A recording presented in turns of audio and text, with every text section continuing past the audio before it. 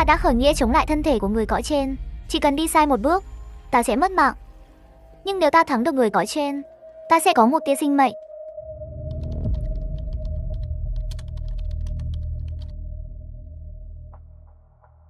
Trong huyết môn thứ 8 của ta, người sống còn nguy hiểm hơn người chết. Có thể nói rõ hơn không? Gợi ý càng nhiều, cấm kỵ chạm vào sẽ càng nhiều. Sự che chở ngươi nhận được sẽ càng ít. Ngươi chắc chắn muốn hỏi sao? Sự che chở ngươi nói đến là từ huyết môn sao? Một suy đoán thú vị, nhưng không có căn cứ. Huyết môn sẽ không che chở cho bất kỳ ai. Tác dụng của nó có lẽ là phong ấn, nhưng ta không chắc. Đây chỉ là suy đoán của ta. Chúng ta hiểu rất ít về huyết môn. Còn về sự che chở, nó đến từ... Lần trước nghe đến danh từ này là từ miệng Lưu Trường Phong. Hắn nói rõ với ta, chỉ kẻ không được thế giới lựa chọn mới gọi quỷ thú là thần. Ban từ, nhân từ, nơi này rất ít người dùng từ này. Xem ra ngươi không thuộc về thế giới của chúng ta. Rõ ràng, quả nhiên cũng có người trà trộn vào thế giới này. Tất cả chỉ là suy đoán của ngươi. Được thôi, là suy đoán của ta. Do hỏi ngươi một câu quan trọng. Nếu ngươi không phải quỷ khách, ta sẽ không thể ký khế ước với ngươi. Làm sao để vào cánh cửa của ngươi? Rất đơn giản, thêm mũi chắc trước. Trước 10 giờ sáng mai đến tìm ta. Đến nơi thì gọi thoại cho ta. Ta sẽ ra đón ngươi. Đi thôi, ta tiễn ngươi. À đúng rồi, về Gia Khánh Môn. Có thể tiết lộ cho ta chút tin không? Không phải thứ tốt đẹp gì. Lần sau gặp lại. Nhìn cái gì, tránh ra. Em về rồi, Bạch Tiêu Tiêu.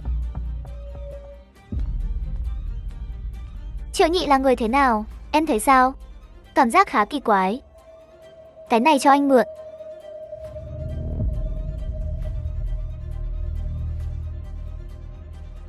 Nhưng con dao găm này thì khác.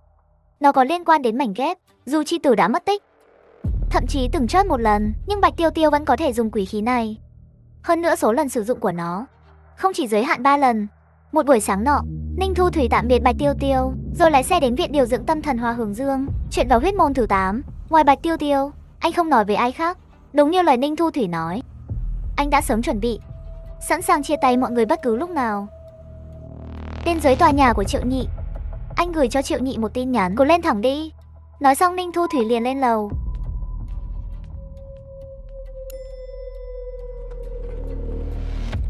Cậu đến là bọn họ trốn hết. Hình như rất sợ cậu. Không đến mức sợ, chỉ là bọn họ khá nghe lời tôi thôi. Vậy nên, việc giết những kẻ tìm cậu cũng là ý cậu sao? Tôi không hứng thú với họ. Sống hay chết không liên quan đến tôi. Cũng coi như một kiểu sàng lọc. Ít nhất người đứng trước mặt tôi bây giờ không phải kẻ nhàm chán. Đây không phải lần đầu Ninh Thu Thủy nghe thấy từ này từ miệng đối phương. Thế giới này luôn sàng lọc, tranh giành qua lại. Cuối cùng sẽ chọn ra cái gì? Sẽ chọn người phù hợp nhất. Hai người vừa nói vừa vào phòng 614. Triệu Nhị đưa cho Ninh Thu Thủy một chai nước, rồi tự lấy cho mình một chai. Sắp đến giờ rồi, cậu có muốn uống thêm không? Nước này có tác dụng đặc biệt gì sao? Nước này chính là ta và hư ảnh của người cõi trên. Chỉ cần đi sai một bước trong ván cược sinh tử này, tôi sẽ mất mạng. Nhưng nếu tôi thắng được người cõi trên, tôi sẽ có được tất cả.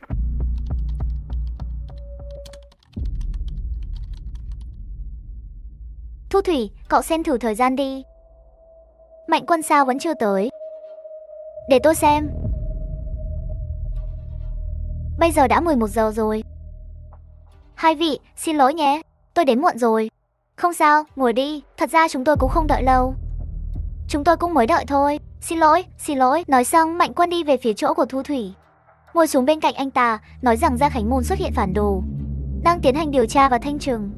Phản đồ sao? Đúng là hiếm thật. Nơi như Gia Khánh Môn mà cũng có phản đồ. Tuy tôi không hiểu rõ Gia Khánh Môn, nhưng tổ chức này từ trên xuống dưới đều đầy dẫy kẻ hung ác. Chỉ riêng chuyện độc tính của loại thuốc giết người đó cũng đủ biết trong tổ chức chẳng ai tử tế. Ai nấy đều nơm nớp lo sợ. Vậy mà vẫn có phản đồ, lại còn không phải loại thường, mà là cấp thủ lĩnh. Một thời gian trước, trong tầng lớp trung cao của Gia Khánh Môn nổi lên dư luận, làm ầm ĩ khắp nơi, nói rằng bên Sở Trúc có được bằng chứng camera rất bất lợi, có thể chứng minh Chính Trần Thọ đã phá hỏng đại kế chuẩn bị nhiều năm của Gia Khánh Môn. Chuyện này gây chấn động rất lớn. Rõ ràng có người đứng sau giật dây, nhưng vì lan truyền quá nhanh, khiến cấp trên nghi ngờ, ngược lại hoài nghi chuyện này. Đúng lúc nghi phạm Trần Thọ bước vào cánh cửa huyết môn thứ 8, nhưng không biết Từ Trúc nói gì với anh ta, khiến anh ta trái với cảnh báo thường ngày mà chủ động ra tay. Nhưng kết cục cuối cùng các cậu cũng biết rồi. Rồng tranh hổ đấu, không ai sống sót. Bạch Tiêu Tiêu nói xong, tiện tay gắp một miếng sườn đặt vào bát của Thu Thủy. Thu Thủy vừa ăn vừa nói, xúc xích giống anh nhỉ, là cụm từ mỉa mai nhất tôi nghe năm nay. Sự thật là tất cả mọi người trong cánh cửa mấu đều bị tính toán kỹ lưỡng, hoàn toàn không có xung đột kịch liệt gì. Dù là người bên Sở Gia hay người Trần Thọ mang vào, từ đầu đến cuối đều bị Trần Thọ xoay vòng vòng. Rốt cuộc họ chỉ là những quân cờ bị anh ta tùy ý thao túng. Thật hay giả vậy? Nếu Trần Thọ lợi hại như cậu nói, sao người sống sót cuối cùng không phải là anh ta? Có lẽ Trần Thọ chưa từng muốn ra ngoài. Lúc đó có một người sống sót ra ngoài nói với tôi, có thể có 5 người thoát được, trong đó đương nhiên có Trần Thọ. Tôi chưa từng tiếp xúc trực tiếp với anh ta, nhiều chuyện chỉ có thể dựa vào suy đoán của mình để khôi phục. Trong cánh cửa huyết môn thứ 8, họ cần tìm được một cái hồ và đặt trái tim của mình vào trong đó mới hoàn thành nhiệm vụ. Còn Trần Thọ thì lại dựa vào 3 lá thư trong huyết mạch và tư duy vượt trội. Khi nhiệm vụ còn chưa thật sự bắt đầu, đã tìm ra cái hồ và cất giữ cẩn thận. Nếu tôi không xuất hiện với tư cách NPC bên thứ 3, thì ngay cả tôi cũng không thể nhìn thấu tất cả. Điều thú vị là Trần Thọ không lập tức tìm hoàng hậu để đặt tim mình vào, mà cứ ở lại trong thế giới huyết môn, diễn cùng mọi người. Ban đầu tôi tưởng anh ta đang chờ đợi điều gì, cho đến khi anh ta bị Sở Trừ rớt chớt, tôi mới bừng tỉnh. Đó hoàn toàn không phải trọng điểm. Trọng điểm là anh ta đã sắp đặt tất cả, bao gồm cả cái chết của mình. Anh ta đã lên kế hoạch cho cái chết của chính mình. Tại sao lại làm vậy? Loại người này không dễ dàng tìm đến cái chết, trừ khi anh ta có một lý do buộc phải chết. Trần Thọ chính là kẻ phản bội mà Gia Khánh Môn đang tìm. Hiện tại xem ra đây là cái bẫy lớn nhất. Sở Trúc hẳn là đã thật sự nắm được chứng cứ về Trần Thọ phản bội, nhưng hắn chọn cách khuấy động dư luận để tạo thế.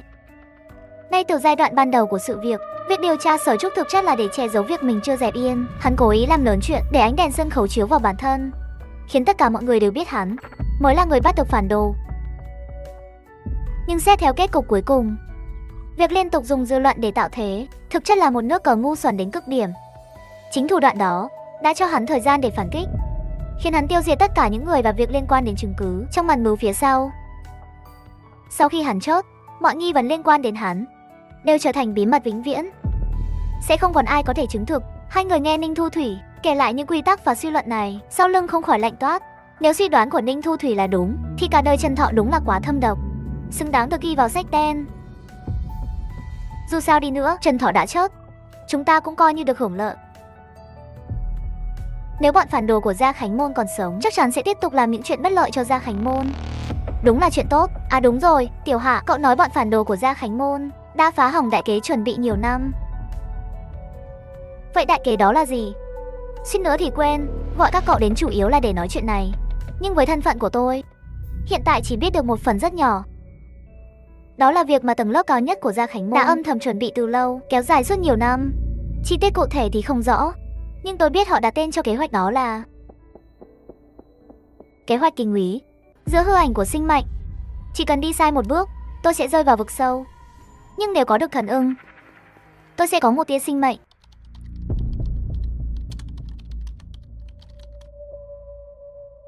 Kế hoạch tinh vệ. Khi lần đầu nghe 4 chữ này, điều đầu tiên Ninh Thu Thủy nghĩ đến là truyền thuyết thần thoại thuở nhỏ.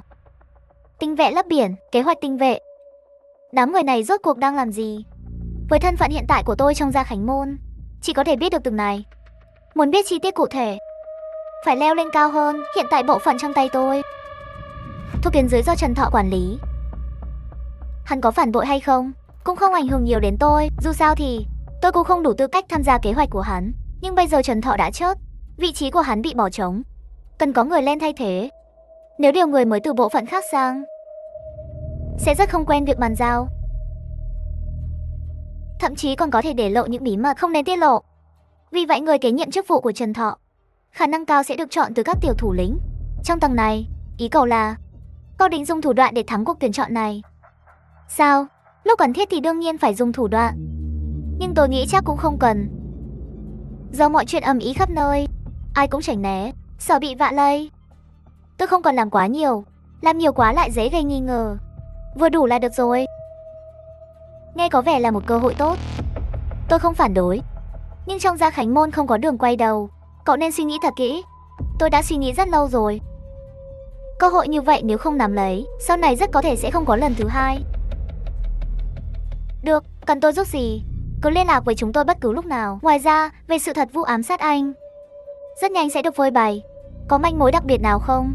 Chuyện đó, trước đây tôi đã ở trong quân đội. Thông qua kênh đặc biệt điều tra một lần. Tất cả chứng cứ cho thấy là do tên bệnh nhân tâm thần tên hắn gây ra. Chính là hắn. Nhưng lúc đó hắn bị nhập thân. Nguyên nhân cụ thể đợi mấy hôm nữa mọi việc rõ ràng. Tôi sẽ nói rõ với mọi người. Được. Ăn cơm trước đi. Để nguội thì không ngon. Sau khi rời khỏi nhà Bạch Tiêu Tiêu, Ninh Thu Thủy lúc 2 giờ chiều nhận được điện thoại của Hồng Du. Hello. Là Ninh Thu Thủy sao? Là tôi. Có chuyện gì xảy ra sao? Tôi nhìn thấy hắn rồi. Tôi thấy hắn ở trấn Kỳ Sơn. Trong cô nhi viện Hoa Hướng Dương. Trấn Kỳ Sơn sao? Cách Thạch Lựu về phía đông 70 km. Là một thị trấn bị bỏ hoang gần 20 năm. Tên đó ở trong sân bóng nhỏ. Trên người còn mùi ở vai. Tôi lần theo mùi mà đuổi theo. Sau khi từ đó phát hiện tôi, nó bám theo tôi truy đuổi suốt đường. May mà tôi có thân phận do phu nhân ban cho. Hắn có vẻ kiêng dè, không ra tay với tôi. Nhớ lại chuyện vừa rồi, Hồng Du tuy không miêu tả kỹ, nhưng giọng run rẩy dữ dội, như thể vừa đi qua cửa tử một lần. Bây giờ cậu đang ở đâu? Ninh Thu Thủy vừa nghe giọng này đã mơ hồ cảm thấy chuyện sẽ rất phiền phức. Tôi đang đánh cược bằng mạng sống. Chỉ cần sai một bước là sẽ rơi vào vực sâu. Nhưng nếu nắm được cái bóng đó, tôi sẽ có một tia sinh mệnh.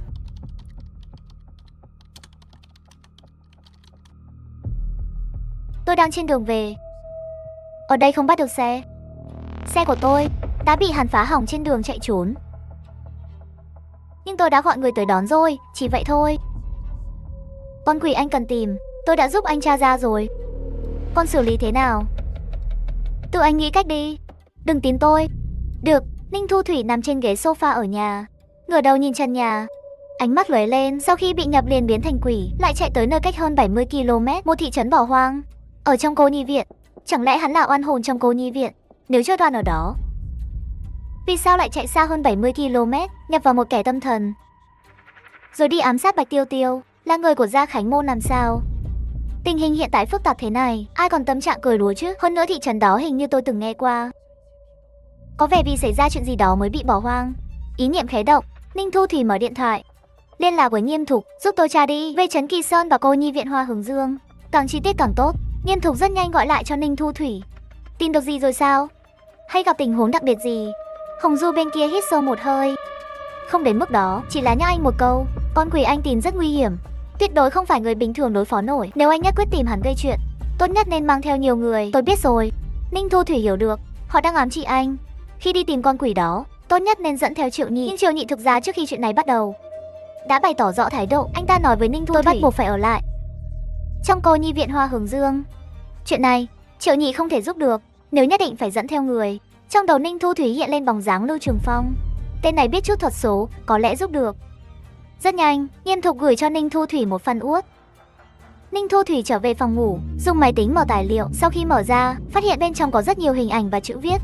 Trong đó 90% đều liên quan đến cô nhi viện Hoa Hướng Dương. Điều thu hút nhất, sự chú ý của Thu Thủy là vụ án xảy ra 20 năm trước. Trong cô nhi viện này, một ông bảo vệ làm việc suốt 7 năm. Vào một đêm mưa, đột nhiên khóa chặt cổng cô nhi viện, dắt toàn bộ nhân viên chăm sóc bên trong. Tôi đang đánh cược bằng mạng sống. Chỉ cần sai một bước là sẽ rơi vào vực sâu. Nhưng nếu nắm được cái bóng đó, tôi sẽ có một tia sinh mệnh.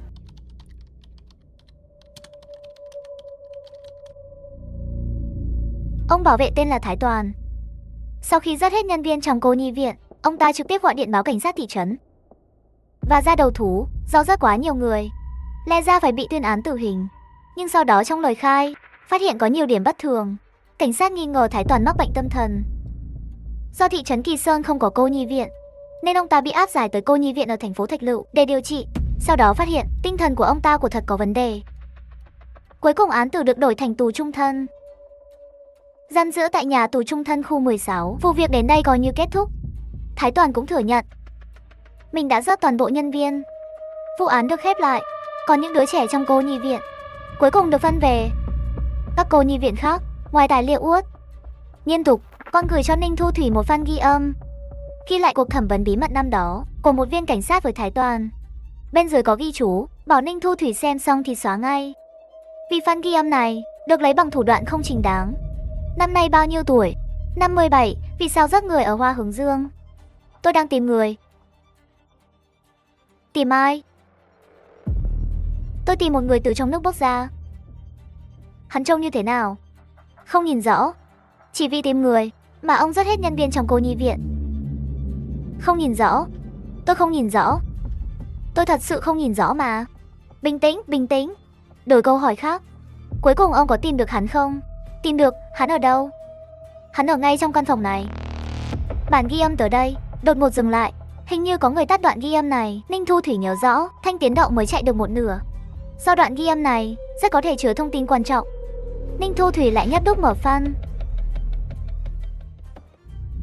Hả? Cái này?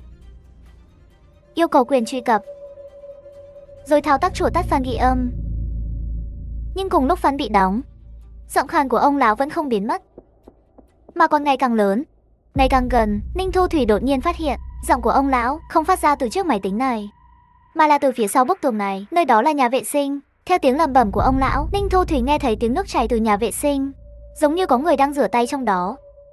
Ninh Thu Thủy lập tức lao ra khỏi phòng máy tính, chạy thẳng về phía cửa ra vào. Ninh Thu Thủy dùng sức đẩy mấy lần, nhưng cửa hoàn toàn không mở được, hơn nữa cũng không hề bị khóa. Hoàn hồn lại, Ninh Thu Thủy chạy về phía cửa sổ, thuận tay kéo tấm khăn phủ trên mặt bàn xuống. Thứ này là sợi dây tốt nhất. Nhưng khi Ninh Thu Thủy kéo cửa sổ kính ra, cảnh tượng trước mắt khiến anh sững sờ. Vừa rồi phía sau cửa sổ còn là khung cảnh rộng lớn, nhưng giờ trước mặt anh chỉ là một bức tường 11 măng. Nếu không tận mắt thấy thì khó mà tin nổi. Đừng nói là ở ngoài huyết môn, cho dù trong thế giới huyết môn gặp được con quỷ như vậy cũng không dễ. Giọng ông lão vẫn tiếp tục vang lên, từ khàn khàn ban đầu đã trở nên khản đặc, rồi dần trở nên cuồng loạn. Đáng sợ hơn nữa là nước trong nhà vệ sinh đã tràn ra, từng chút một lan về phía cửa sổ. Tiếng bước chân dẫm lên mặt nước truyền ra từ trong nhà vệ sinh. Hắn từng bước đi ra ngoài, nhịp bước rất chậm, mỗi bước đều dừng lại một lúc. Nhưng đây chỉ là căn hộ tổng cộng chưa tới 70 mét vuông, nhiều nhất chỉ nửa phút, thứ quỷ quái đó sẽ đi tới trước mặt tôi. Ninh Thu Thủy lấy ra đồng tiền cổ, đưa lên trước mắt. Nhìn qua lỗ đồng tiền, anh phát hiện trong căn phòng này, phần lớn các nơi đều tràn ngập màu đỏ đậm đặc, đặc biệt là nhà vệ sinh, màu đỏ ở đó đặc quánh như mù tươi. Tâm trạng Ninh Thu Thủy rơi xuống đáy vực. Trong tình huống thế này, gọi cho ai cũng vô ích. Những thủ đoạn mang ra từ huyết môn ra ngoài đời thực cũng không còn tác dụng. Chẳng lẽ mình thật sự sẽ chết ở đây sao? Mọi chuyện dường như rơi vào ngõ cụt. Nhìn đám màu đỏ đậm kia ngày càng tiến lại gần, sắp vượt qua góc tường. Đầu óc Ninh Thu Thủy vận chuyển hết tốc lực. Trong khoảnh khắc sinh tử, anh chợt nghĩ ra điều gì đó, lập tức dẫm lên ghế sofa, nhảy qua vũng nước trên sàn, chạy về phía nhà bếp. Ninh Thu Thủy lao vào trong, tìm thấy van nước tổng, rồi khóa chặt lại. Sau khi khóa van, mọi âm thanh lập tức biến mất. Ninh Thu Thủy lấy điện thoại ra, gọi cho Triệu Nhị. Đây là người duy nhất anh nghĩ tới trong thế giới bên ngoài có thể đối phó với quỷ dữ, chính là Triệu Nhị. Ninh Thu Thủy dùng lời lẽ ngắn gọn nhất mô tả tình hình hiện tại. Triệu Nhị nghe xong liền nói: cậu cứ ở yên trong đó, xác nhận van tổng đã khóa, nửa tiếng sau hãy ra ngoài. Nó không mạnh như cậu nghĩ đâu, trong vô hình vẫn bị quy tắc ràng buộc. Nếu không, nước đã không tràn từ nhà vệ sinh, mà là từ bếp. Sức mạnh của lệ quỷ kiểu này không thể duy trì lâu dài. Hơn nữa nó còn mượn vật môi giới để ảnh hưởng cậu. Thông thường, 5 đến 10 phút đã là cực hạn của nó. Cậu chờ thêm 20 phút, rồi ra ngoài xóa file ghi âm đó, lau khô nước trong phòng là được. Nhưng phải cẩn thận, sau lần tiếp xúc này, có thể nó đã đánh dấu lên người cậu. Tôi vừa xem dự báo thời tiết, nói mấy ngày tới Thạch Lựu sẽ có mưa lớn đặc biệt.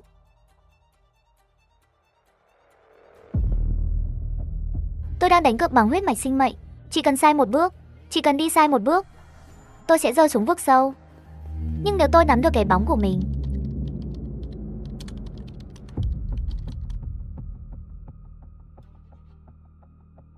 tôi sẽ đổi lấy một tia sinh mệnh.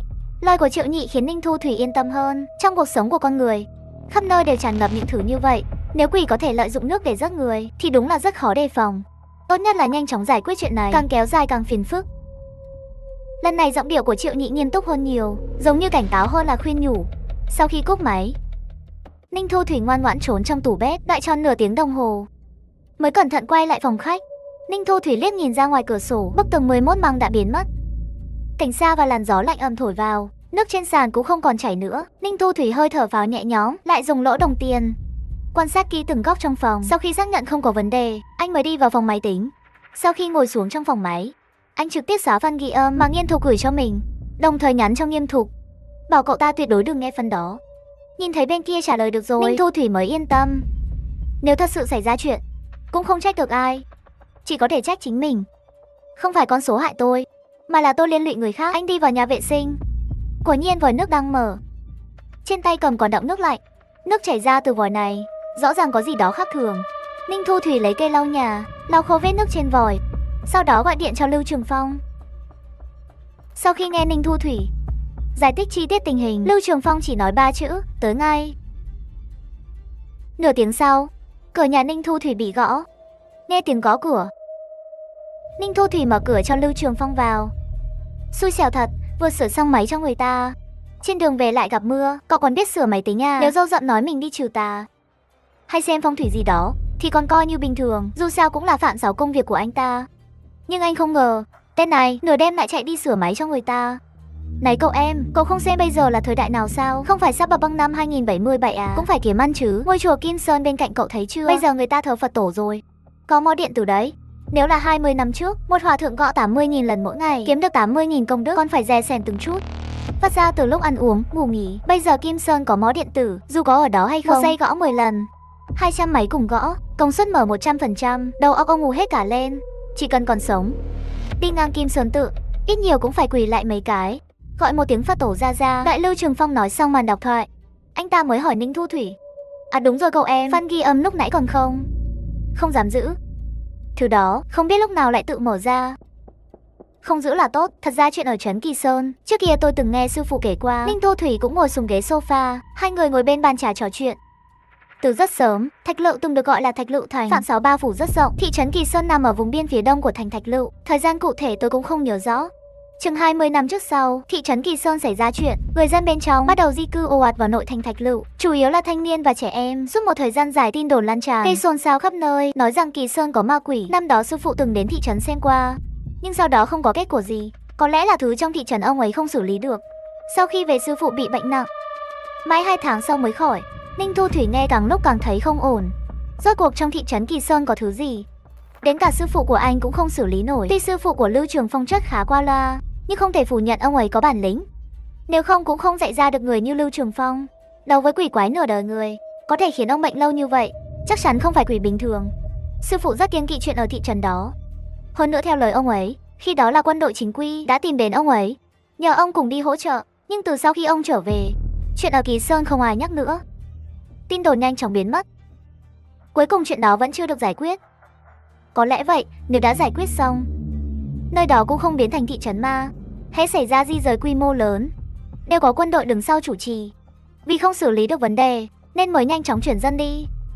Chỉ còn một số ít người già kiên quyết ở lại thị trấn. Lâu dần, nơi đó hoàn toàn không còn ai. Cậu đúng là xui xẻo, lại dính phải thứ trong thị trấn đó. Nhưng cậu yên tâm, tôi sẽ nghĩ cách giúp cậu giải quyết. Ban đầu tôi đúng là đến nhờ cậu giúp, nhưng đến sư phụ tôi còn không dám chọc vào. Cậu đừng nhúng tay vào nữa. Có câu thanh xuất ưu lam, nhi thằng ưu lam.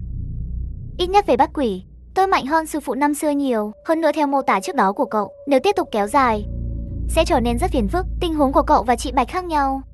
Giữa mày chị ấy không có hắc khí, nói cách khác, con quỷ đó rớt chị ấy là do bị sai khiến, chứ không phải ý nó, nên sẽ không có hậu quả tiếp theo. Còn cậu ấn đường phát đen, rõ ràng nó đã nhắm vào cậu. Nó tìm cậu lần đầu, sẽ có lần thứ hai, lần thứ ba. Cơn bão lớn của đời này sắp tới, chúng ta phải nhanh chóng giải quyết.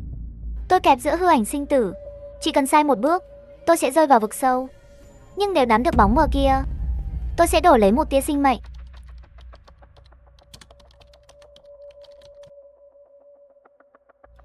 Sau khi Lưu Trường Phong quyết định tham gia, Ninh Thu Thủy kể cho anh ta mọi chuyện. Cậu giúp tôi chuẩn bị đèn pin công suất mạnh, bật lửa chống nước và một pin sạc dự phòng chống nước. Ngày mai ăn trưa xong, tôi sẽ đến tìm cậu, rồi xuất phát đến trấn Kỳ Sơn. Những thứ này tôi sẽ chuẩn bị ngay. Đúng rồi, nhớ mang theo đồng tiền đồng đó. Sau khi tiễn Lưu Trường Phong đi, tôi ở nhà nghỉ ngơi một đêm. Có kinh nghiệm lần trước, Ninh Thu Thủy nghỉ ngơi không yên. Sau khi nhắm mắt, tôi luôn cảm thấy trong nhà có chỗ nào đó, có thứ gì đang nhìn mình. Nhưng khi mở mắt đứng dậy xem, lại chẳng thấy gì. Cảm giác bị rình rập khiến người ta lạnh sống lưng.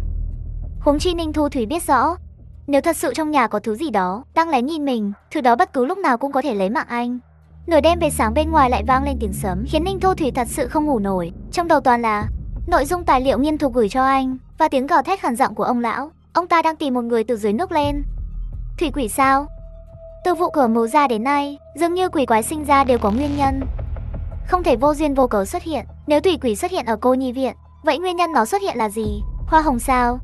Vì sao Thái Toàn lại là rớt hết? Nhân viên cô nhi viện Hoa Hướng Dương, trẻ con, trong này rốt cuộc có bí mật gì? Ninh Thu Thủy thật sự không ngủ được, bèn mở máy tính, lặng lẽ đọc tài liệu nghiên thục gửi. Đến trưa ngày hôm sau, mưa bên ngoài vẫn chưa dứt, trời vẫn u ám xám xịt, trông vô cùng âm trầm. Ninh Thu Thủy nấu đơn giản bữa trưa, vừa ăn xong thì cửa phòng bị gõ đúng giờ. Gã râu rậm xuất hiện ở cửa. Chuẩn bị xong chưa, nhóc? Ninh Thu Thủy gật đầu. Mấy thứ gã râu rậm bảo chuẩn bị anh đều có, tất cả đều nhét vào túi. Chưa vội xuất phát, hôm nay còn sớm. Trước khi đến thị trấn Kỳ Sơn, chúng ta ghé cục công an trung tâm thành phố. Tôi có một chuyện muốn xác minh trước. Ninh Thu Thủy và Lưu Trường Phong bắt taxi đến khu không ngủ của Thành Thạch Lựu. Sau khi vào cục công an trung tâm, Ninh Thu Thủy bước đến quầy xử lý, lấy ra một giấy tờ đặc biệt, đưa cho viên cảnh sát trong quầy. Đối phương xem xong, khẽ gật đầu. Anh cần giải quyết chuyện gì? Giúp tôi tra một người liên quan đến vụ án ở cô nhi viện Hoa Hướng Dương, thị trấn Kỳ Sơn 21 năm trước. Tên phạm nhân là Thái Toàn, hiện giờ ở đâu? Xin anh chờ một lát, tôi phải gọi điện xác nhận. Được, làm phiền anh. Nói xong, viên cảnh sát gọi điện. Sau khi xác nhận, dữ liệu bên kia được gửi sang. Viên cảnh sát xem hồ sơ xong, nhỏ giọng nói, anh Ninh, người anh tìm đã không còn nữa. Đã chết rồi. Tôi nhớ hình như hắn bị chung thân. Sao lại không còn trong tù? Tên buôn người Thái Toàn đó chỉ ở tù 1 năm rồi vượt ngục. Hai chữ vượt ngục rất chói tai. Ninh Thu Thủy biết rõ nhà giam trung tâm canh gác nghiêm ngặt thế nào. Bên trong giam không ít tội phạm hung ác. Ngay cả anh cũng không chắc mình có thể vượt ngục ở đó không. Một ông già như vậy thì có thể sao? Thái Toàn vượt ngục rồi không bị bắt lại à? Việc này vượt quá thẩm quyền của tôi. Nếu anh muốn biết thêm, có thể lên phòng lưu trữ tầng 4, tìm nhân viên quản lý hồ sơ. Ninh Thu Thủy gật đầu, không làm khó. Anh ta cùng Lưu Trường Phong đi thang an toàn lên tầng 4. Trong phòng lưu trữ, họ gặp một phụ nữ trung niên đeo kính. Sau khi xác nhận thân phận Ninh Thu Thủy, cô ấy nhanh chóng giúp anh lấy ra hồ sơ năm đó về vụ án này.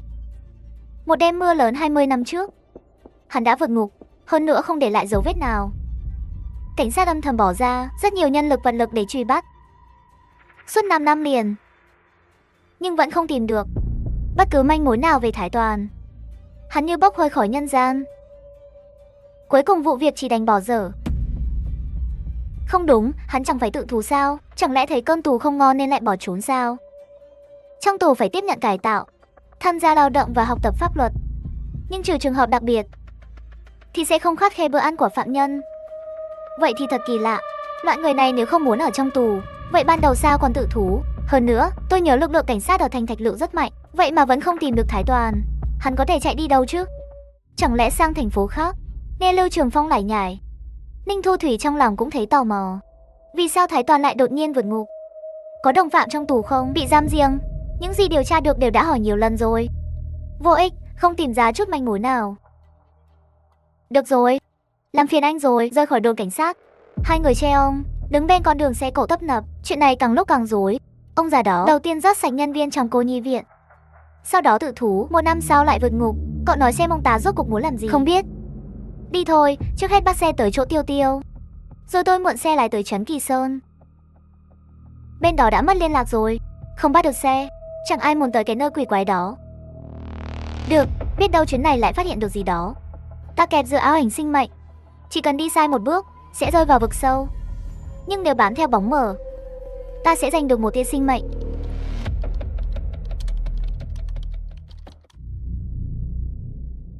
Ninh Thu Thủy mượn một chiếc xe của Bạch Tiêu Tiêu, chở Lưu Trường Phong đi về hướng đông.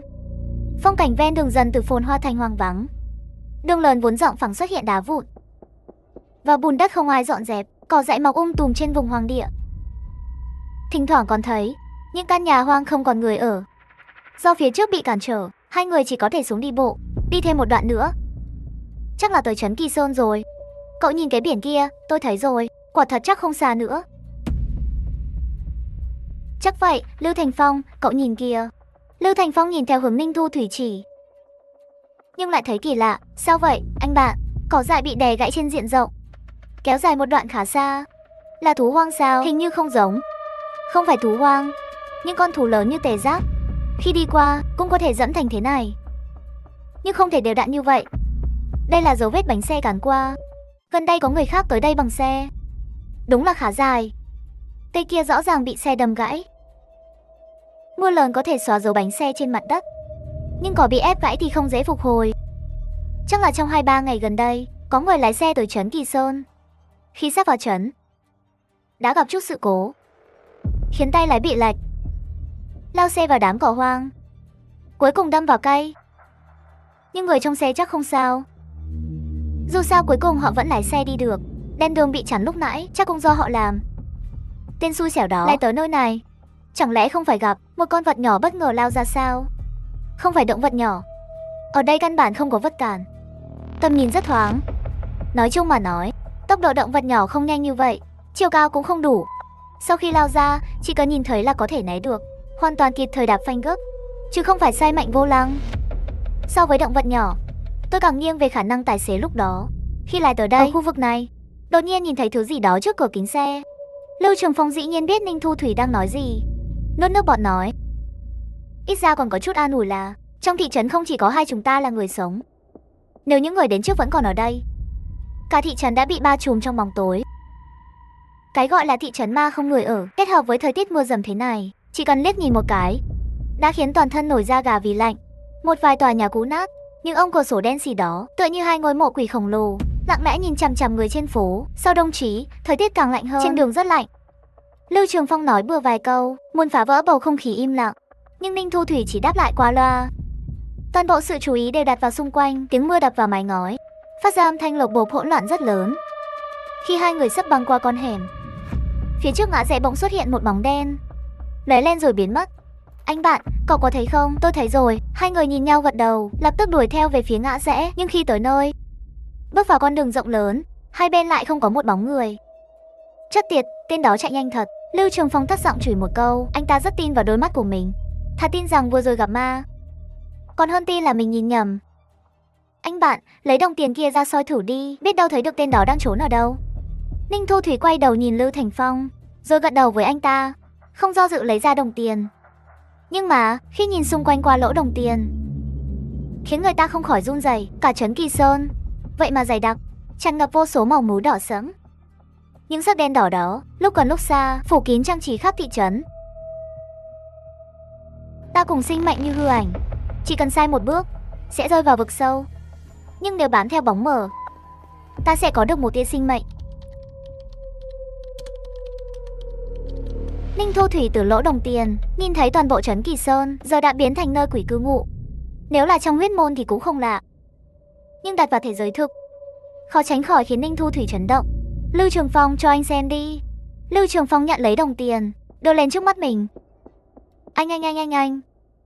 Nhìn bộ dạng của anh kìa, trấn Kỳ Sơn còn đáng sợ hơn cả Âm Sơn. Lưu Thành Phong không phải pháp sư bình thường, từ nhỏ đã tiếp xúc với ma quỷ, vậy mà bị dọa thành thế này. Không giống nhau. Lưu Trường Phong trả lại đồng tiền cho Ninh Thu Thủy, trán lưng đã đẫm mồ hôi lạnh. Âm Sơn do oán nữ cai quản, bên trong tuy có không ít hung vật, nhưng không chạy loạn, nhiều lắm chỉ quấy phá. Mấy kẻ nửa đêm mò vào tìm chốt, lũ quỷ bên trong đã chủ động chạy ra ngoài mấy chục cây số đi hại người. Mức độ hung hãn của thực chưa từng thấy, chưa từng nghe qua. Tóm lại, mục tiêu hàng đầu của chúng ta là cô nhi viện Hoa Hướng Dương. Giải quyết xong vấn đề trên người cậu, rồi lập tức rút lui, cố gắng không chọc vào mấy thứ khác. Ninh Thu Thủy gật đầu. Họ làm theo chỉ dẫn trên bản đồ. Cuối cùng hai người cũng ở phía trước, nhìn thấy một cánh cổng sắt lớn cũ nát, xung quanh còn chất đầy củi gỗ ẩm mốc và những túi rác đen bốc mùi nồng nặc. Trên cánh cổng sắt đầy vết xỉ, dán ngược một chữ phúc màu đỏ. Ở phần đỉnh phía trên còn treo hai chiếc đèn lồng đỏ nhỏ xíu, theo sợi dây đỏ đung đưa trong mưa gió. Nếu không phải trước đó, Nhiên Thục đã đưa cho Ninh Thu Thủy một tấm ảnh. thì anh nhất định sẽ nghĩ nơi này là bãi rác của thị trấn. Chính là chỗ này đó, anh bạn. Cậu có nghe thấy âm thanh gì không? Ninh Thu Thủy lắng tai nghe kỹ. Quả nhiên trong mưa nghe thấy một âm thanh khác, đó là tiếng trẻ con đang hát, những vì sao trên trời chớp chớp. Em bé đừng sợ nhé. Dù không có cha mẹ bên cạnh, nhưng vẫn có đại gia đình ấm áp. Một vài bạn dắt bạn lên giường, một vài bạn nằm trên giường, một vài bạn đang cãi nhau, một vài bạn đang leo trèo. Còn có một người đến mãi không xong. Mọi người cười ha hả. Bài hát này có một cảm giác khó tả. Rõ ràng do nhiều giọng trẻ con non nớt hợp lại, nhưng lại hát vô cùng đồng đều, âm thanh gần như hòa là một. Ngoài âm thanh ra, lời bài hát cũng khiến người ta khó chịu. Nhất là câu cuối cùng, khiến Ninh Thu Thủy cảnh giác cao độ. Còn có một người từ trong nước đến. Từ trong nước đến, chẳng phải là ông bảo vệ ở cổng sao, người mà Thái Toàn đang tìm ư? Khi hai người càng tiến gần viện Phúc Lợi, âm thanh đó càng lúc càng rõ ràng, càng có phương hướng hơn. Khúc đồng dao này chính là phát ra từ một tòa nhà bê tông trong viện Phúc Lợi, nhưng tòa nhà đó toàn thân đen kịt. Ẩn trong màn mưa lớn, không có bất kỳ ánh đèn nào. Anh bạn, chiều nay khi chúng ta đến cục công an thành phố, viên cảnh sát đó có nói với chúng ta, sau vụ thảm sát kia, bọn trẻ trong viện Phúc Lợi đã được chuyển đến trung tâm khu 16. Đúng vậy, bọn trẻ trong viện Phúc Lợi đã được sắp xếp đến nơi an toàn. Vậy nơi này lẽ ra đã bỏ trống rồi mới đúng. Sao bên trong vẫn còn tiếng trẻ con? Cho dù có hồn ma lang thang thì cũng phải là nhân viên bị sát hại trước kia chứ. Chúng ta vào trong tìm phòng tránh mưa trước đã. Tiện thể tôi hỏi bạn bè về chuyện mấy đứa trẻ đó. Ninh Thu Thủy đi tới trước cổng, đưa tay ra định đẩy cửa sắt. Nhưng ngay khoảnh khắc chạm vào cửa, Ninh Thu Thủy nghe thấy một tiếng thở dài mơ hồ. Là tiếng thở dài của một ông lão. Âm thanh như thổi sát bên tai anh, khiến Ninh Thu Thủy theo phản xạ rụt tay lại. Sao vậy anh bạn? Không có gì, vừa nghe thấy có người thở dài. Ninh Thu Thủy nhìn quanh một lượt, không thấy gì bất thường. Trước khi đến đây, cả hai đã chuẩn bị tâm lý. Ở thị trấn ma hoang phế hơn 10 năm này, gặp chuyện đáng sợ gì cũng có thể xảy ra. Rồi cả hai bước vào viện Phúc Lợi. Anh bạn canh giúp tôi một chút. Đồng tiền kia tuy hữu dụng, nhưng không thể dò xét nguy hiểm cụ thể, chỉ có thể báo cho người dùng một phản xáo nguy hiểm đại khái. Ninh Thu Thủy gọi cho Nghiên Thục một cuộc điện thoại. Anh Lô, giúp tôi tra thêm vài người nữa có liên quan đến vụ việc viện Phúc Lợi Hoa Hướng Dương năm đó không? Đúng vậy, có liên quan đến viện Phúc Lợi Hoa Hướng Dương. Sau vụ thảm sát năm đó, bọn trẻ trong viện Phúc Lợi đã được đưa đến đâu? Tình hình hiện tại thế nào? Được rồi, nhưng chuyện này phải đợi một lát. Vụ này hơi phức tạp. Chờ tin của anh, cúp điện thoại. Ninh Thu Thủy thở phào một hơi. Hai người tách ra tìm kiếm. Khúc đồng dao vọng xuống từ hành lang tối đen, giống như tiếng gọi chót chóc, khiến anh không dám lơ là chút nào. Cả hai đều hiểu rõ, âm thanh đó phần lớn không phải do người sống phát ra. Ninh Thu Thủy kiểm tra căn phòng này một chút. Anh bạn, mau qua đây xem. Ninh Thu Thủy nghe thấy tiếng Lưu Trường Phong gọi, liền chạy nhanh tới căn phòng của anh ta. Lưu Trường Phong cũng coi như dạn dày trận mạc, có thể khiến anh ta hoảng hốt như vậy thì chắc chắn không đơn giản. Lưu Trường Phong, anh sao vậy? Đã xảy ra chuyện gì? Nhìn bên kia kìa, một vài bạn ở trên giường, một vài bạn ở dưới giường, một vài bạn ở khe tường, một vài bạn đang mọc mầm. Còn có một người từ trong nước đến, cười hi hi với mọi người. Tôi và lời nguyện ước của sinh mệnh cộng lại, chỉ cần sai một bước, tôi sẽ rơi vào vực sâu. Nhưng nếu là bóng của tôi dưới ánh trăng, tôi sẽ đổi lấy một tia sinh mệnh. Câu nói về người không còn sự sống này xuất hiện khiến không khí trong phòng đột ngột lạnh hẳn. Nơi này đã bị bỏ hoang ít nhất 10 mấy năm rồi. Sao lại có thể thế này? Cho dù trước kia thật sự có người ở đây, thì em rằng cũng đã mục nát hết rồi. Ninh Thu Thủy vỗ nhẹ lên vai Lưu Thành Phong. Tâm trạng Ninh Thu Thủy rất nặng nề, không phải vì sợ hãi, mà vì thấy một đứa trẻ nhỏ như vậy trở nên thế này, khiến anh cảm thấy rất đau lòng. Ninh Thu Thủy kiểm tra một lượt thi thể đứa trẻ không còn sinh khí này, rồi nói với Lưu Trường Phong, không có vết thương rõ ràng bên ngoài, nhưng xương tứ chi và cột sống của nó đều đã gãy nát do tác động ngoại lực. Thời gian tử vong không quá 8 tiếng. Các khớp còn chưa cứng hoàn toàn. Dĩ nhiên, so với những điều đó thì có một chuyện còn kỳ lạ hơn. Chuyện gì vậy? Tôi vừa nhìn dưới gầm giường, chỉ có dấu vết bụi bị kéo lê. Cơn mưa lớn này đã bắt đầu từ hơn 10 tiếng trước. Theo lý mà nói, lúc người này rời đi, bên ngoài đã mưa như chút nước. Nhưng anh xem, cậu ta không mặc áo mưa, trên người cũng không có dấu hiệu bị ướt.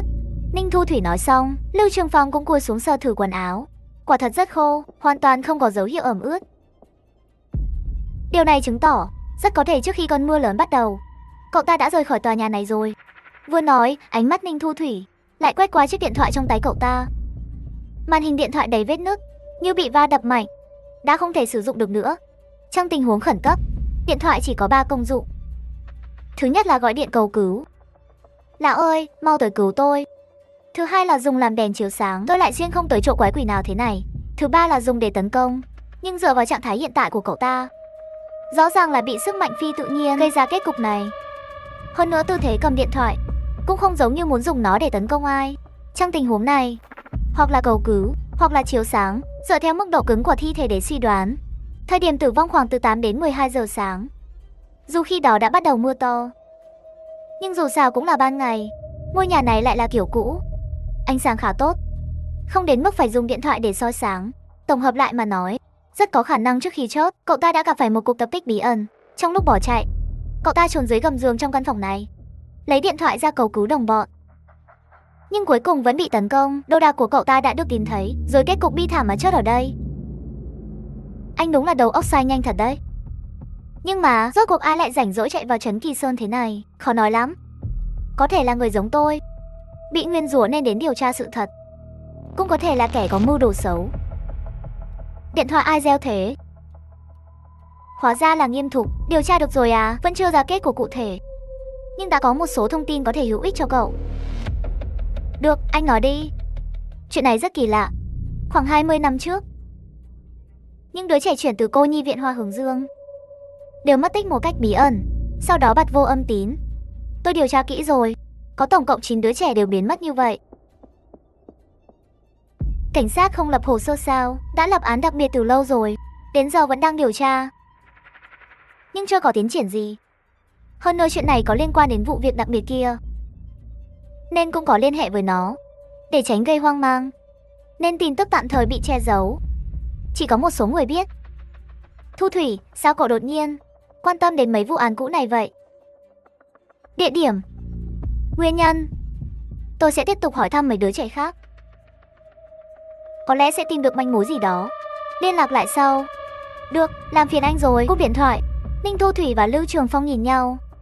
Sắc mặt đối phương trở nên nghiêm trọng. Những vì sao trên trời chớp chớp. Búp bê ơi búp bê đừng sợ. Con có bóng người trong nước cười ha hả với mọi người. Mấy đứa trẻ đang hát kia, chẳng lẽ là mấy đứa mất tích đó sao? Ai mà biết được, nếu thật sự là bọn trẻ đó, thì ai đã đưa chúng về đây?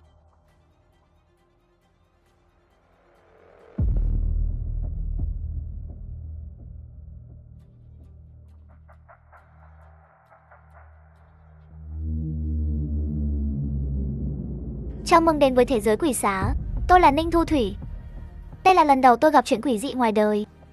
Để điều tra thảm án cô nhi viện 21 năm trước, tôi quyết định đến cô nhi viện Hoa Hướng Dương. Theo manh mối điều tra được, đã đưa ra lời giải thích hợp lý cho đồng dao bí ẩn. Khi mới bước vào cô nhi viện, Ninh Thu Thủy còn rất tò mò, vì sao bên trong lại vang lên tiếng hát trẻ con. Nhưng giờ anh đã có suy đoán. Những đứa trẻ năm đó rời đi, lại bằng cách nào đó quay về đây. Xem ra, cô nhi viện này còn giấu rất nhiều bí mật. Anh lên xem thử đi. Đã đến đây rồi, thì phải chủ động tấn công, vì sự thật sẽ không tự tìm tới. Trên cầu thang lên tầng 2, chất đầy túi rác và quần áo cũ rách. Lên đến tầng 2, tiếng đồng dao ngày càng rõ. Hai người tiếp tục đi lên, nhưng khi lên tới tầng 3, Ninh Thu Thủy phát hiện trên sàn có vết mứu. Dùng đế giày nhẹ nhàng lau đi, mứu vẫn còn rất mới. Ánh mắt anh nhìn về phía nguồn vết mứu. Nhìn từ bên ngoài, điểm bắt đầu của vết mứu hẳn là trong căn phòng này, trên cửa phun sơn đen số 309. Hai người theo dấu vết mứu đến trước phòng 309. Trông giống như phòng ngủ. Vào xem đi. Quả nhiên là phòng ngủ.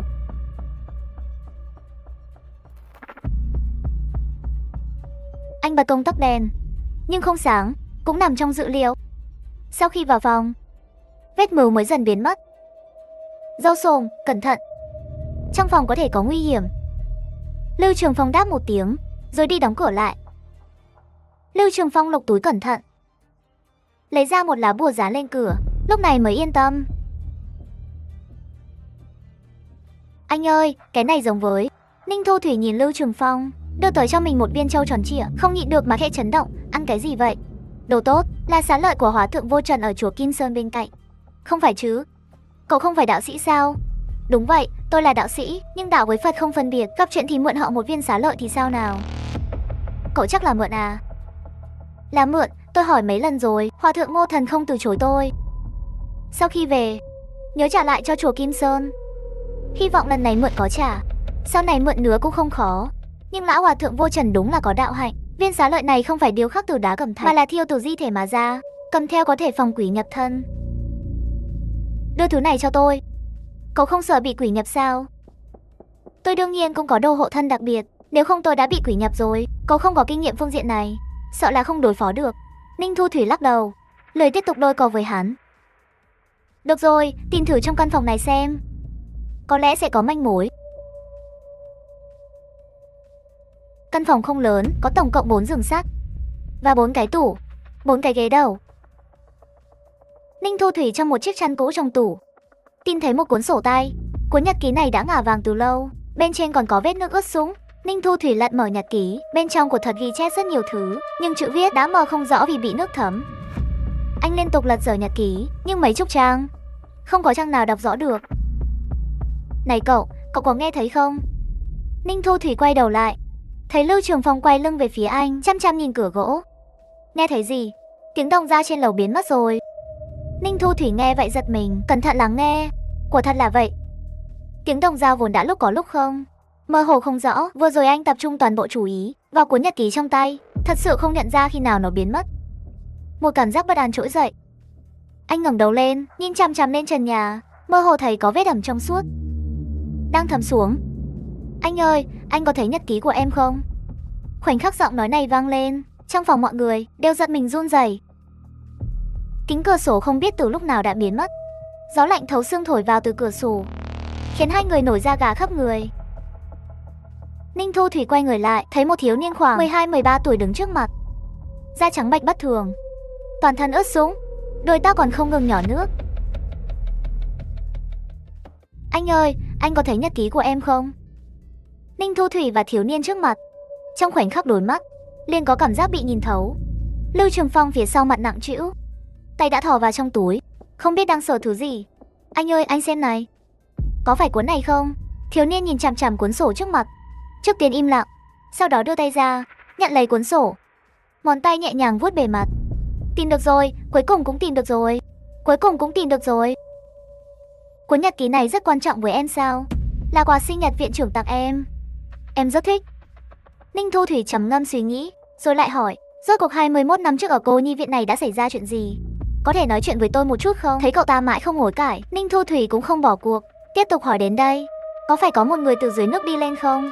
Có phải trước đây các anh đã bị hắn ta đưa từ đời thứ 16 về đây? Thiếu niên nghe đến đây, sắc mặt đột nhiên biến đổi, cậu ta ngẩng đầu lên, nhìn chằm chằm lên trần nhà.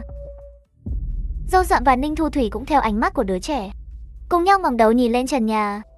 Chỉ thấy trên trần nhà vốn đang rỉ nước, vậy mà lại xuất hiện từng dấu chân trong suốt nối tiếp nhau. Mau đi đi, hắn tới rồi. Thiếu niên đưa tay đẩy mạnh Ninh Thu Thủy một cái. Sức lực của cậu ta lớn đến kinh người, nhìn như chỉ đẩy nhẹ, nhưng cơ thể Ninh Thu Thủy lại bị húc mạnh về phía cửa. Lưu Trường Phong kịp thời phản ứng, kéo Thu Thủy chạy ra khỏi phòng. Dâu Dậm dừng lại. Bây giờ tôi có thể đi rồi. Tôi quay lại nhìn một chút, dù là Ninh Thu Thủy cũng nổi da gà, da đầu tê dại. Chỉ thấy thiếu niên da trắng bạch kia đứng yên tại chỗ không nhúc nhích, sau lưng cậu ta lại có một cánh tay từ từ vươn tới gần mặt cậu.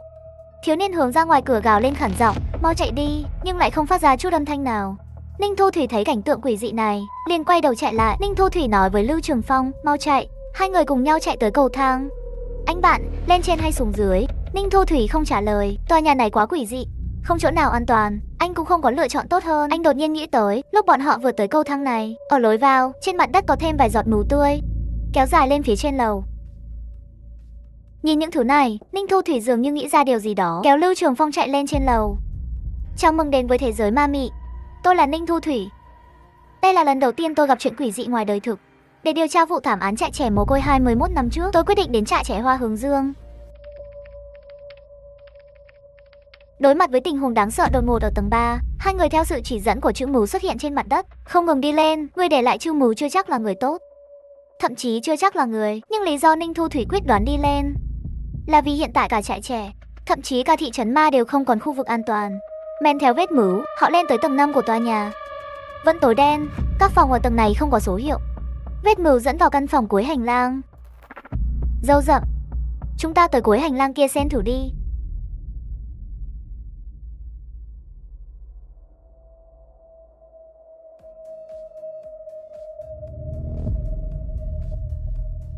Bên trong này xa hoa vậy sao?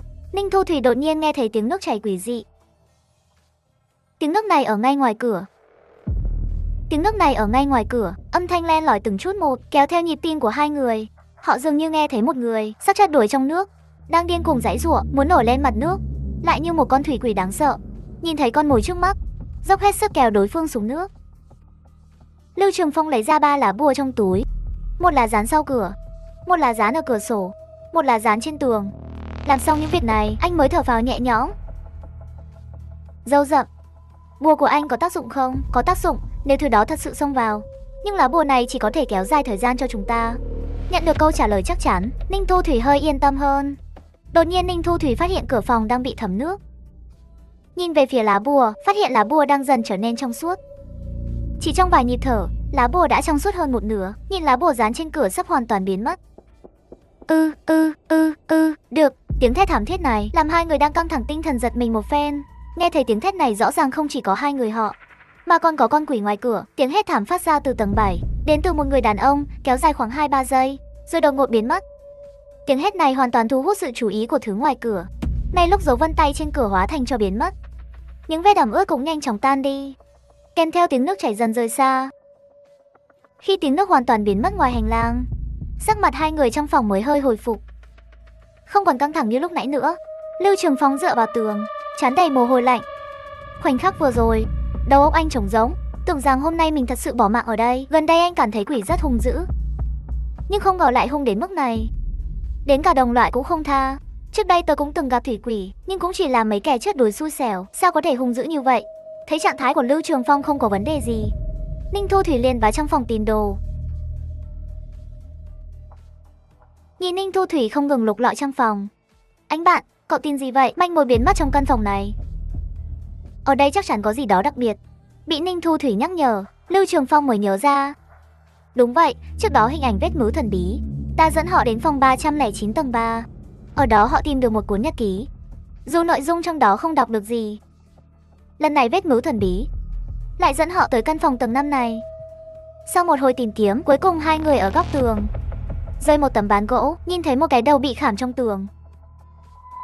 Anh, cái đầu này rất giống cái họ phát hiện ở tầng 1 trước đó, đều trắng bệch như giấy, nhưng không hề bốc mùi, cũng không bị thối rữa. Rõ ràng chủ nhân cái đầu bị khảm trong tường này mới chết không lâu. Ninh Thu Thủy và Dâu Dậm đều bị cảnh tượng trước mắt dọa cho giật mình, hơi hoảng loạn.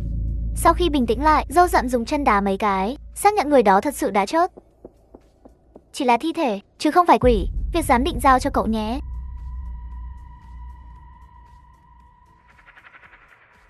Tử vong thời gian gần giống với kẻ ở di tích kia, rõ ràng đều bị sức mạnh phi tự nhiên rớt chết, không loại trừ khả năng là đồng bọn. Da thịt ở cổ thi thể không bị đứt, nhưng có thể thấy qua khe hở. Toàn bộ cơ thể bị bẻ gập 90 độ từ cổ, phần đầu bị chôn trong bức tường này. Còn thân thể hắn thì ở dưới lớp 11 mang dưới chân chúng ta. Nghe phân tích của cậu, cơ mặt anh ta khẽ co giật. Điều tôi tò mò là chủ nhân vết mưu dẫn chúng ta tới đây rốt cuộc là vì sao? Chỉ đơn giản để chúng ta nhìn thi thể này hù dọa chúng ta sao? Trước đó trong phòng 309, con quỷ trí tuệ đòi cuốn nhật ký của tôi, rõ ràng nó ở ngay trong phòng, hơn nữa nhìn một cái là thấy. Nhưng con quỷ đó lại như tìm rất lâu mới thấy được. Nghĩ tới đây, trong đầu Ninh Thu Thủy bỗng nảy ra một ý nghĩ kỳ quái. Có phải cuốn nhật ký đó là do chủ nhân vết mưu cố ý để lại trong phòng? Đáng tiếc, trong cuốn nhật ký đó có lẽ ghi chép nội dung quan trọng nào đó, nhưng vì bị nước thấm vào, khiến chữ viết mờ đi quá nghiêm trọng, hoàn toàn không thể phân biệt được. Trời ơi, anh bạn nhỏ, từ lúc nào cậu mang cuốn nhật ký này ra vậy? Ninh Thu Thủy nghe vậy thì sững lại một chút. Sau đó sắc mặt anh ta khẽ thay đổi, cúi đầu nhìn về đôi tay mình. Không biết từ lúc nào đã xuất hiện một cuốn nhật ký, chỉ là lần này, cuốn nhật ký này dù đã mục nát nghiêm trọng, nhưng chữ viết bên trên lại trở nên rõ ràng. Ninh Thu Thủy chậm rãi mở cuốn nhật ký ra, nhìn những ghi chép đơn giản bên trong, sắc mặt khẽ biến đổi tinh tế. Chào mừng đến với thế giới quỷ xá. Tôi là Ninh Thu Thủy. Đây là lần đầu tiên tôi gặp chuyện quỷ dị ngoài đời thực. Để điều tra vụ thảm án cô nhi viện 21 năm trước, tôi quyết định đến cô nhi viện Hoa Hướng Dương. Khi cuốn nhật ký này bắt đầu, là từ sinh nhật năm 12 tuổi của chủ nhân nó, Tiết Chiêu. Chúc mừng sinh nhật bạn học. Chúc mừng sinh nhật anh Tiết. Cậu là đứa trẻ thích đọc sách nhất trong cả cô nhi viện. Bẩm sinh nhạy cảm với chữ nghĩa, tiếp thu rất nhanh, thậm chí không cần thầy cô dạy kỹ. Lúc nhỏ viện trưởng dạy cậu vài chữ. Sau đó, cậu tự ôm cuốn từ điển Tân Hoa cũ kỹ mà học. Học dần thì đọc được phần lớn chữ. Năm cậu 12 tuổi, viện trưởng tặng cho cậu một cuốn sổ bìa da hoàn toàn mới. Tiết Chiêu à, con có thể ghi lại những chuyện trong cuộc sống, cũng có thể viết văn. Ta tin con nhất định sẽ viết tốt. Vâng, cảm ơn viện trưởng. Đây không phải là món quà sinh nhật đắt tiền, nhưng lại là thứ Tiết Chiêu yêu thích nhất. Cậu coi cuốn nhật ký như bảo vật và ghi lại trong đó những chuyện vụn vặt khi lớn lên, ghi lại quá trình trưởng thành cùng những bạn nhỏ khác trong cô nhi viện. Cho đến ngày đồng chí, phong cách nhật ký của cậu bắt đầu thay đổi. Ngày 17 tháng 12 năm 2011 mưa lớn. Mấy ngày nay trời cứ mưa to không ngừng. Một vài đứa trẻ trong viện bị bệnh. Viện trưởng đi trung tâm thị trấn tìm thuốc. Tôi nghe dì Thôi nói củi sắp hết rồi, phải để dành nấu cháo cho mọi người. Không còn cách đốt lửa sưởi ấm. Bên ngoài mưa quá lớn, không thể đi chặt củi. Mong mưa sớm ngừng lại. Nhưng mưa vẫn chưa có dấu hiệu dừng. Mây đen trên trời ngày càng dày đặc. Tiểu Đào Tử tối qua đói quá, lén vào bếp trộm bánh màn thầu, bị ngã ở ngoài trời, bắt tỉnh trong mưa. Khi sáng chúng tôi phát hiện ra em ấy, thì em ấy đã ra đi rồi. Tôi rất day dứt. Tôi có lỗi với Tiểu Đào Tử. Dù em ấy luôn thích trêu chọc tôi, nhưng có đồ ngon đều chia cho tôi. Nhưng tối qua khi em ấy hỏi tôi đã ăn chưa, tôi lại nói dối. Tôi giấu nửa cái bánh dưới gối. Nếu tối qua tôi đưa cho em ấy, có lẽ em ấy đã không chốt. Ngày 23 tháng 12 năm 2011 mưa lớn, mưa vẫn đang rơi. Tâm trạng của mọi người đều rất tệ. Mọi người nói chuyện ngày càng ít đi. Gần đây tôi cũng không thấy viện trưởng nữa. Mấy đứa trẻ bị sốt trước đó đã hạ sốt. Không biết có phải đã uống thuốc không? Cơn mưa này kéo dài quá lâu. Tôi biết mọi người đang lo lắng điều gì. Không thể đi hái rau dại, không thể săn bắt trong rừng. Đồ ăn trong viện ngày càng ít. Mực bút cũng sắp hết rồi.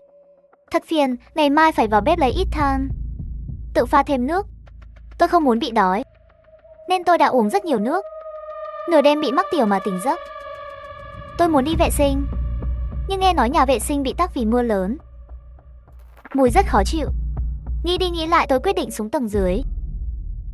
Ở dưới tôi nhìn thấy dì Bách, quản lý ký túc. Dì ấy đứng một mình trong mưa, cũng không che ông, không biết đang làm gì. Tôi chào dì Bách. Dì ấy hình như không nghe thấy. Trong lòng tôi bất an, gọi liền mấy tiếng. Cuối cùng dì ấy cũng quay đầu lại. Dì ấy nở một nụ cười với tôi. Không biết vì sao, khi tôi nhìn thấy nụ cười đó, tôi cảm thấy một nỗi sợ không thể nói thành lời. Cứ như thể đang đứng trong mưa. Là một người xa lạ tôi chưa từng quen biết. Tôi chạy một mạch về tầng 3, giải quyết trong nhà vệ sinh bốc mùi nồng nặc. Đêm đó tôi không ngủ được. Hay nhắm mắt lại là hiện lên nụ cười đáng sợ của dì Bách. Chào mừng đến với thế giới quỷ xá. Tôi là Ninh Thu Thủy.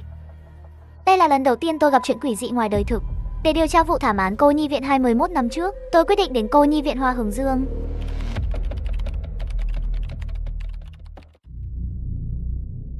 Nội dung trong nhật ký khiến người ta rùng mình. Có lẽ là vì lúc này anh đang ở ngay trong cô nhi viện. Bên ngoài cũng đang mưa như chút nước, cho nên tôi cảm thấy như mình đang ở trong chính câu chuyện.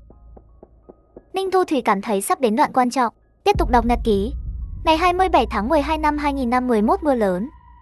Tôi không biết mình đã cầm cự qua đêm thế nào. Suy nghĩ mãi, tôi quyết định nói chuyện này với ông Thái Toàn.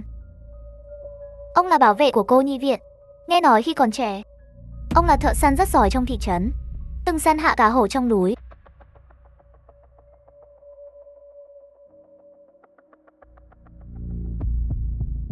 Này nhóc con sao thế? Có chuyện gì xảy ra à? Ông Thái Toàn, hôm qua cháu thấy dì Bách đứng im trong mưa, xoay cổ một vòng, rồi nở nụ cười rất quỷ dị với cháu. Con đã nói chuyện này với ai khác chưa? Có đứa trẻ nào khác nhìn thấy không? Không, chỉ mình cháu thôi. Được rồi, ngoan nào, nhớ mấy ngày tới đừng tiếp xúc với dì Bách. Buổi tối tuyệt đối không được ra khỏi phòng. Cũng đừng nói chuyện này với bất kỳ ai. Ông sẽ xử lý ổn thỏa. Tôi tin ông Thái Toàn. Nhưng tôi đã không còn là trẻ con nữa. Biểu cảm của ông rất lạ. Rõ ràng đang giấu tôi chuyện gì đó. Nhưng dù tôi hỏi thế nào, ông cũng nói không có gì. Bảo tôi đừng lo lắng. Dì Bách đối xử với tôi rất tốt, nuôi tôi từ nhỏ đến lớn, còn dạy tôi học chữ. Dù tôi rất sợ, nhưng tôi không muốn dì Bách bị tổn hại. Tôi nhất định phải làm rõ rốt cuộc dì Bách đã gặp chuyện gì. Đêm nay tôi sẽ theo dõi dì ấy xem có vấn đề gì không. Rốt cuộc trên người dì ấy đã xảy ra chuyện gì? Vì sao lại rớt hết nhân viên trong viện? Ninh Thu Thủy mang theo cảm xúc khó tả, nhẹ nhàng lật sang trang then chốt. Anh muốn cùng Tiết Chiêu tìm hiểu sự thật năm xưa. Ngày 28 tháng 12 năm 2011, mưa lớn. Tối qua tôi theo ông Thái Toàn đến nhà kho của cô nhi viện. Thấy ông ấy lôi ra một con dao sắc bén vô cùng. Tôi trốn sau bức tường, bịt chặt miệng mình, sợ phát ra tiếng động. Lúc đó tôi đứng không xa ông ấy. Dù có tiếng mưa che lấp, nhưng với người nhạy bén như ông ấy, chỉ cần sơ sẩy là sẽ bị lộ. Có lẽ tôi không nên nói chuyện đó với ông Thái Toàn. Biết đâu vài ngày nữa dì Bách sẽ tự khỏi. Tôi thấy ông Thái Toàn bước ra, vội vàng trốn lại sau tường.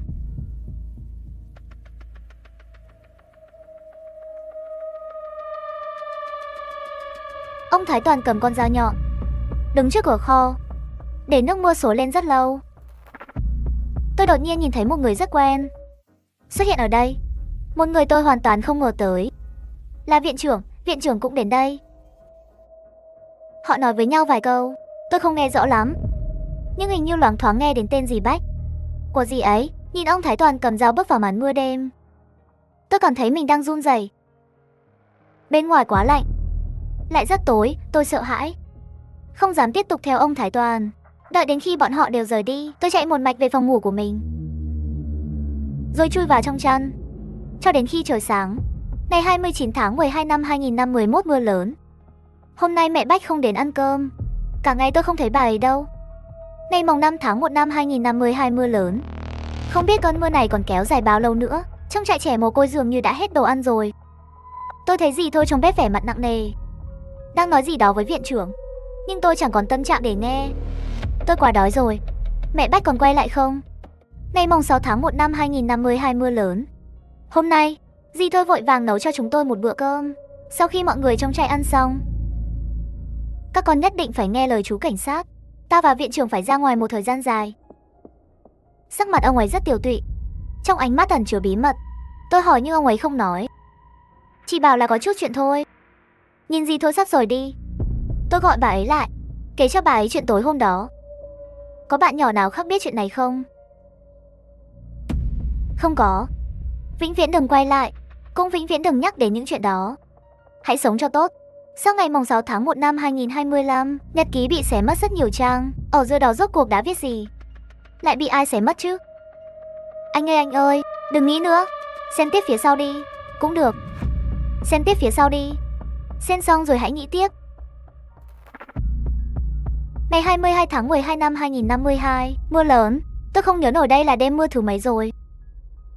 Cơn mưa bên ngoài khiến tôi nhớ lại nhiều chuyện tồi tệ. Dù tôi muốn quên đi, nhưng những dòng chữ trong nhật ký luôn nhắc nhở tôi từng giây từng phút. Tôi vẫn luôn chú ý đến tin tức về ông Thái Toàn. Trước đó cũng từng vào tù thăm ông ấy. Ông ấy trông già đi rất nhiều, cũng trở nên ít nói hơn, tinh thần dường như không còn tỉnh táo. Ông Thái Toàn, năm đó ở trại trẻ mồ côi rốt cuộc đã xảy ra chuyện gì? Tôi hỏi ông ấy một vài chuyện về những việc năm xưa trong trại, nhưng ông ấy chỉ nhìn chăm chăm vào tôi, không trả lời câu hỏi của tôi. Trên khuôn mặt ông ấy, tôi thấy nụ cười giống hệt mẹ Bách. Cách nhau 1 năm, tôi vẫn không khá hơn, nhưng cơn ác mộng thường xuyên kéo tôi về quá khứ. Nhiều chuyện đã mờ nhạt, nhưng riêng gương mặt cười kinh dị đó thì vẫn in sâu. Tôi gần như chạy trốn khỏi đồn cảnh sát. Đó là lần cuối tôi đi thăm ông Thái Toàn. Ngày 26 tháng 2 năm 2052, mưa lớn. Cửa kính lại bị gõ vang. Tôi trùng kín người trong chăn, run lẩy bẩy. Bạn cùng phòng vẫn ngủ say, dường như hoàn toàn không nghe thấy tiếng động. Đây là tầng 6. Ngày 28 tháng 12 năm 2052, mưa lớn. Ngoài cửa sổ có một bóng người đứng đó. Lúc đầu còn rất mờ nhạt, nhưng sau đó ngày càng rõ ràng. Mỗi đêm hắn đều gõ cửa sổ, Nhưng hôm nay hắn không gõ. Hắn vào rồi. Cuối cùng tôi cũng nhìn rõ bộ dạng của hắn. Là ông Thái Toàn. Ông ấy nhìn tôi, nở nụ cười ám ảnh trong cơn ác mộng. Ông ấy đến đón tôi về nhà rồi. Nội dung nhật ký dừng lại ở đây. Phía sau chỉ còn trống rỗng. Nếu đối chiếu thời gian thì đúng vào giai đoạn Thái Toàn thai nghén kế hoạch, hắn đã bắt những đứa trẻ của trại hoa hướng dương đưa trở lại đây. Lưu Trường Phong tuy không giỏi suy nghĩ, nhưng nội dung trong nhật ký đã viết rất rõ ràng, hiểu được vì sao Thái Toàn lại làm vậy. Nếu hắn muốn rớt những đứa trẻ này thì năm đó ra tay luôn ở trại không phải xong rồi sao? Không, người đi đón những đứa trẻ mồ côi về trại hoa hướng dương có lẽ không phải là Thái Toàn. Vào thời điểm đó, Thái Toàn rất có khả năng đã giống như kẻ điên ở Kim Thành ám sát Bạch Tiêu Tiêu, bị thứ trong nước kia nhập vào rồi. Chất tiệt, thứ quỷ quái này đúng là dai như đỉa. Cách lâu như vậy rồi mà vẫn còn gây chuyện. Nhưng tại sao lại là Thái Toàn? Và tại sao lại là 1 năm? Ý tôi là hắn hoàn toàn có thể nhập vào bất kỳ đứa trẻ nào khác, bất cứ lúc nào cũng được. Không cần phải đợi lâu như vậy. 1 năm thật sự rất lâu đúng không anh? Rất lâu. Anh ta nhìn cuốn nhật ký trong tay, lại nhớ đến đoạn ghi âm trước đó do cục pháp y gửi cho anh ta, mơ hồ như chợt nghĩ ra điều gì đó. Đúng lúc này, trong căn phòng trống trải, bỗng nhiên vang lên một âm thanh kỳ lạ. Đó là tiếng ma sát khiến người ta ê răng, giống như có người dùng móng tay cào mạnh vào bức tường trước mặt họ. Két két. Tiếng két đó vang lên không ngừng, đồng thời cũng đang dần tiến lại gần hai người Ninh Thu Thủy.